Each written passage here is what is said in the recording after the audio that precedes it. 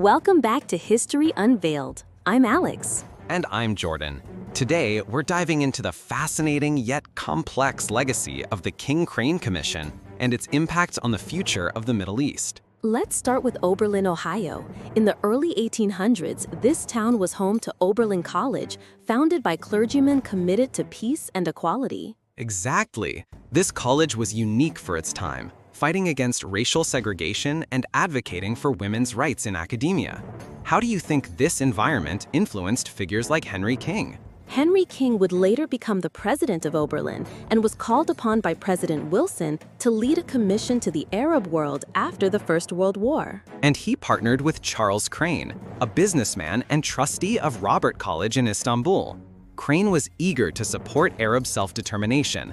One quote captures this spirit: "I gladly agreed to take part in an effort to enhance the independence of the Arab peoples." That's a powerful commitment. But they faced a daunting challenge, as the Arab world had already been divided by colonial powers. What do you think their hopes were in such a complicated landscape? The commission set off on June 10, 1919, visiting over 1,500 locations in just 42 days. They met various groups in Palestine, including urban elites and Jewish settlers. Right. They discovered that most Palestinians preferred a pan-Arab independent Syria over a Zionist presence. Their report stated that to subject them to unlimited Jewish immigration would be a gross violation of their rights. What do you think the implications of this finding were? Two experts disagreed with the majority report, producing a minority report that supported Zionism.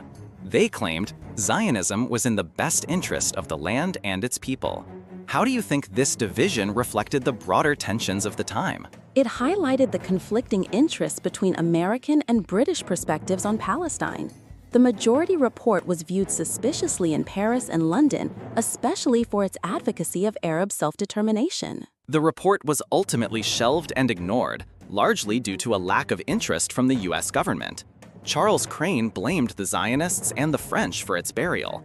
What does this tell us about the political climate at the time? It reveals how deeply entrenched colonial interests were, overshadowing the voices of the local populations. Some historians argue that if the report had been heeded, it could have led to a more unified state in Palestine. After the report was suppressed, American involvement in the Middle East dwindled. The King Crane legacy faded, but echoes of their ideas lingered in the State Department. Indeed.